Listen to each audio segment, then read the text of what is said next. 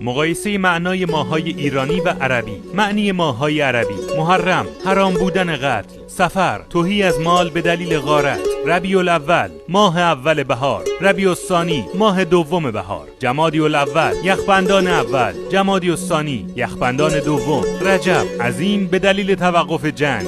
شعبان، فرقه و اختلاف. رمضان، ریگستان گرم. شوال، جفتگیری شتران. ذوالقعده، دست برداشتن از جنگ. ذی‌حجه، ماه زیارت. معنی ماه‌های ایرانی: فروردین، انسان‌های پاک. اردیبهشت، بهترین راستی. خرداد، رسایی کامل.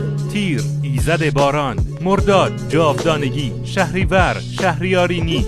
مهر، پیوستن با مهربانی. آبان، آبهای پاک. آذر، روشنایی آتش. دی، دانایی آفریننده. بهمن، منش نیک. اسفند، آرامش افزاینده. انتخاب شما کدومه؟ برای دیدن ویدیوهای بیشتر پیج تاریخ مدرن رو فالو کنید.